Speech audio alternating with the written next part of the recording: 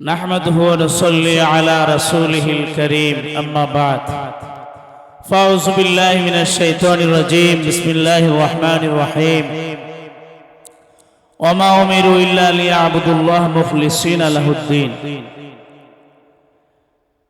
আসলে আজকে আমার কাছে একজন ইউটিউবার এসেছেন যে কুরবানির ঈদ আসলেই একটা বিষয় বহুল আলোচিত হয় যে কুরবানির সাথে আকিকা দেওয়া যাবে কিনা। আসল কথাটা হইল কুরবানি একটা জিনিস, আকিকা আরেকটা জিনিস। কুরবানি হলো নির্দিষ্ট সময়ে নির্দিষ্ট মাসে, জিলহজ মাসের 10, 11, 12, 13 এই দিনগুলাতে আল্লাহর নামে কুরবানি দেওয়া। আর আকিকা হইল কারো বাচ্চা হইলে, ছেলে হইলে শুকরিয়া আদায় স্বরূপ এবং বিপদ বালা মুসিবত থেকে আল্লাহ তাআলা রক্ষা করেন, শয়তানের প্ররোচনা থেকে তাকে রক্ষা করেন। এই জন্য বাচ্চার জন্মের 7ম দিনে বা 11তম দিনে বা 14তম দিনে বা 21তম দিনে আল্লাহ তাআলার নামে কুরবানি করা, নসুক দেওয়া। পর্যন্ত দুই ছেলে হলে 2টা ছাগল, মেয়ে হলে 1টি, এটা হলো কি আকিকা। তো আকিকাও একটা জিনিস, কুরবানিও আরেকটা জিনিস।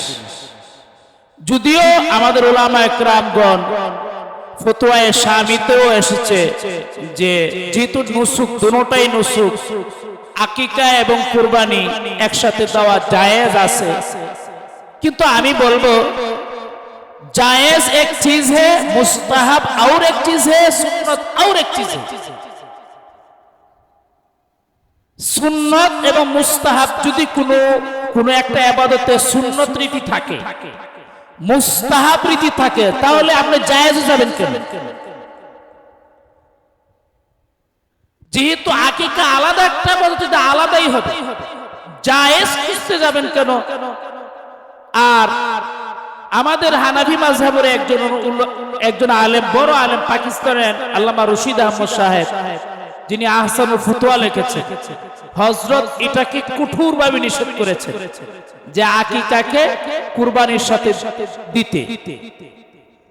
জায়েজ, আমরা যারা জায়েজ ফতোয়া দেই এখানেও একটু সাবধানতা অবলম্বন করা উচিত যে কুরবানির সাথে আকিকা দেওয়া জায়েজ আছে।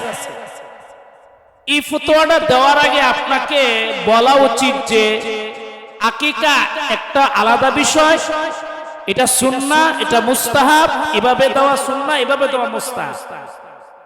হ্যাঁ, কেউ যদি যেহেতু গরুতে 6টা কুরবানি আলাদা আলাদা দেওয়া যায় বা 7টা কুরবানি দেওয়া যায়, 5টা কুরবানি দেওয়া যায়, কুরবানি দেওয়ার পরে ঘটনার চক্রে কারো বাচ্চা হয়েছে, ওই সময় আকিকা দিয়ে দিল, এটাই একটা বিষয়। কিন্তু আমাদের আকিকার বিষয়টি কুরবানির সাথে জায়েজ হওয়ার কারণ এই নয়, বা জায়েজ হওয়ার দ্বারা মাকসাদ এই নয় যে সবসময় কুরবানির সাথে আকিকা দিবেন, বরং আকিকা দিবেন একটা বাচ্চা 7ম দিনে, 11তম দিনে, 14 দিনে বা 21তম দিনে আকিকা দিয়ে দিবে। এটাকে কুরবানির সময় জমায়া কুরবানির সাথে দেওয়ার রীতিটা রাখা, এটা ঠিক নয়। যদিও নসুক হিসাবে উলামা একরামগণ বলছেন যে কুরবানির সাথে আকিকা দেওয়া জায়েজ আছে, তবে এই জায়েজ হওয়ার কারণেই আপনি কুরবানির সাথে দিতে আমি এটাকে অপছন্দ করি ব্যক্তিগতভাবে। এটা আকিকাকে আকিকার মতো সুন্নাহ তরিকায় আপনারা সবাই পালন করুন। ইমাম আবু হানিফা রাহমাতুল্লাহ আলাইহি বলছেন যে কোন মেয়ে বিবাহের মধ্যে মেয়ে বিবাহ বসতে পারে, মাকসাদ এই নয় যে মেয়েরা ভাগ্যে গিয়া বিয়ে বসে যায়। আবু হানিফা রাহমাতুল্লাহি আলাইহির ফতোয়া হলো যে মেয়েই তো মূল ইসিম দেয়। অভিভাবকরা বিবাহের আয়োজন করে, বিবাহের মধ্যে সাক্ষী থাকে, এলান থাকে, সংবাদ থাকে, পাত্র পাত্রীকে দেখা, তারপর কুফু মিল হওয়া, সমতা মিল হওয়া, সবগুলি দেখার পরে মেয়ের থেকে অনুমতি নেওয়া হবে। তাই ইমামে আজম আবু হানিফা রাহমাতুল্লাহ বলছেন মেয়ে বিবাহ বসতে পারে, যেহেতু মেয়ে মূলত ইজাব দেয় অথবা কবুল করে, বিসমিল্লাহ কবুল করে। কিন্তু এই মাকসাদ এই নয় যে মেয়ে বেগে গিয়ে বিবাহ বসে যায়। আমাদের শরীয়তটাকে বুঝতে হবে।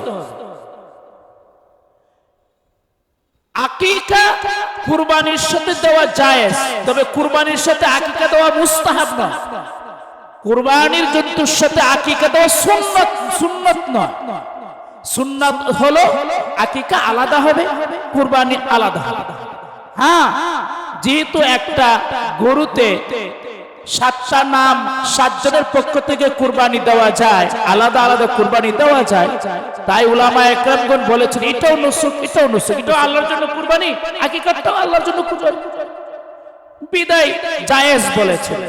তো এই জায়েজটা যেন এরকম না হয় যে সবাই আকিকাকে কুরবানির সাথে দেওয়ার জন্য রেখে দিচ্ছি আমরা, তাহলে আল্লাহ রাসূলের সুন্নাহকে অবহেলা করা হলো, মুস্তাহাবকে অবহেলা করা।